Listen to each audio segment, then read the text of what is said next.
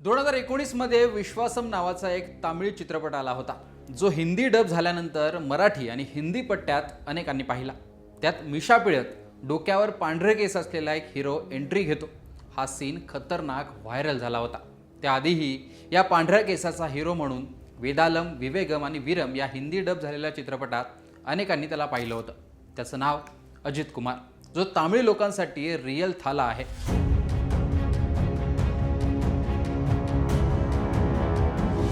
Real थाला या अर्थाने की तामिळनाडू बाहेर थाला म्हटलं की MS धोनीचं नाव घेतलं जातं, पण तामिळनाडूच्या लोकांना विचारलं खरा थाला कोण, तर ते अजित कुमारचंच नाव घेतात। थलाइवा रजनीकांत आणि थलपती विजय हे तामिळनाडूच्या बाहेर जास्त प्रसिद्ध झाले। त्यांचे चित्रपट तामिळनाडूच्या बाहेर जास्त चालले सुद्धा। हे सर्व सुरू असताना अजित कुमारने तामिळनाडूमध्ये त्याचं असलेलं वर्चस्व कमी होऊ दिलं नाही। अलीकडे कार रेसिंगमध्ये सुद्धा त्याने स्वतःची वेगळी ओळख जगाला करून दिली। रजनीकांत विजयच्या फॅन्सच्या तोडीस तोड अजित कुमारचे तामिळनाडूमध्ये फॅन्स आहेत, पण रजनीकांत आणि विजयच्या तुलनेत तो लोकांमध्ये मात्र कमी मिसळतो, त्यामुळे त्याची जास्त चर्चा होत नाही। आता अजित कुमारची चर्चा करण्याचं कारण थलपती विजयने मिळवलेली तामिळनाडूची सत्ता।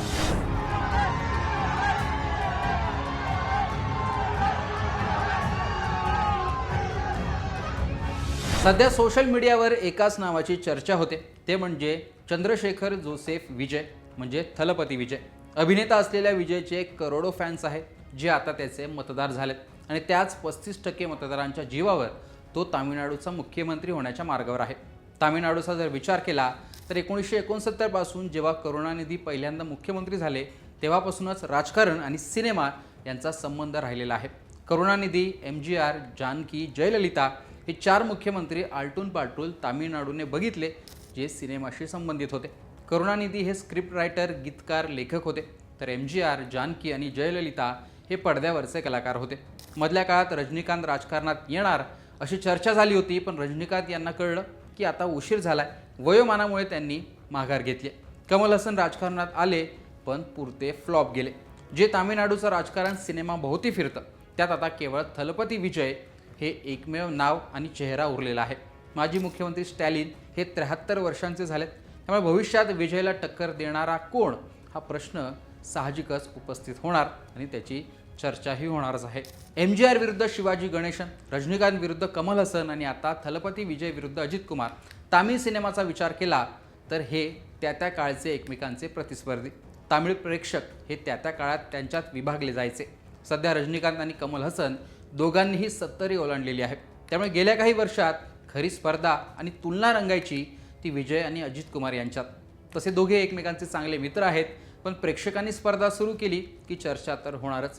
ती स्पर्धा राजकारणाच्या दृष्टीनेही आता होताना दिसते आणि तशा चर्चाही सुरू झालेल्या आहेत। सी सुंदर नावाच्या एका तामिळ डायरेक्टरने या चर्चेला फोडणी दिली आहे। सी सुंदर यांनी नुकतीच AIADMKच्या तिकिटावर तामिळनाडू विधानसभेची निवडणूक सुद्धा लढवली होती, ज्याचा TVKच्याच उमेदवाराने पराभव सुद्धा केला। त्याच सुंदरने बोलून दाखवलं आहे की विजयनंतर कोणी राजकारणात यावं असं वाटतंय तर ते नाव आहे अजित कुमार। अजित कुमारला समाजाची काळजी वाटते, तो तसं व्यक्त होत असतो, लोक त्याचं ऐकू शकतात, असंच सुंदर यांनी म्हटलंय। अजित कुमारने मात्र अनेक वेळा जेव्हा राजकारणात यावं अशा चर्चा झाल्यात, या चर्चा त्याने फेटाळून लावलेल्या आहेत।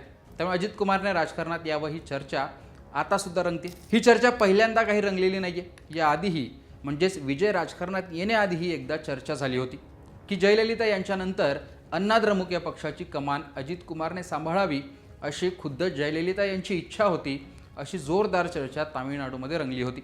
जयललिता यांच्या निधनानंतर सोशल मीडियावर आणि राजकीय वर्तुळात सुद्धा एक मोठी अफवा पसरली होती की आता अण्णाद्रमुक पक्षाची कमान जयललिता यांच्यानंतर अजित कुमारला द्यावी।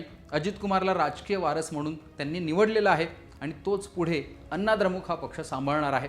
पण ही केवळ अफवा होती आणि ही केवळ चर्चाच राहिली, कारण अजित कुमारने वेळोवेळी हेच सांगितलं की मी राजकारणात येणार नाही आणि राजकारण मला मान्यही नाही आहे। त्याने असं सांगितल्यानंतर मात्र त्याचे फॅन्स शांत व्हायचे।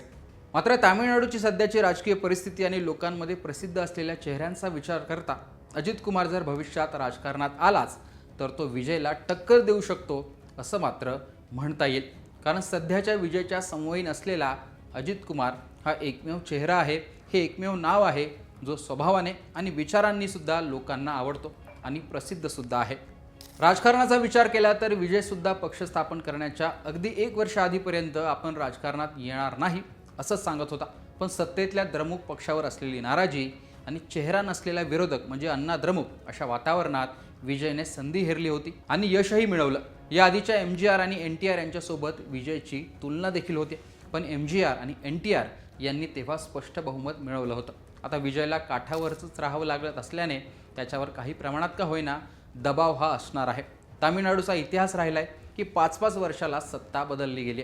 1991च्या निवडणुकीत जयललिता यांना जवळपास 225 जागा जिंकता आल्या होत्या, तर करुणानिधी यांना फक्त 7 जागा जिंकता आल्या. त्यानंतर झालेल्या 1996च्या निवडणुकीत करुणानिधी आणि आघाडीचे 221 आमदार निवडून आले होते, तर जयललितांचे फक्त 4 आमदार निवडून आले होते.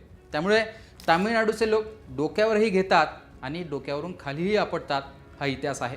अशात भविष्यात मोठ्या राजकीय घडामोडी तामिळनाडूमध्ये घडल्या, त्यात जर एखादं मोठं नाव विजय विरोधात आलंच तर मात्र पुन्हा काहीतरी वेगळं घडू शकतं, हे मात्र नक्की.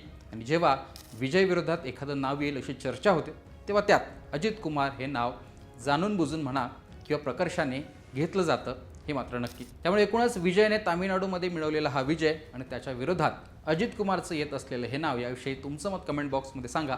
लोकसत्ताला फॉलो आणि सबस्क्राईब देखील करा.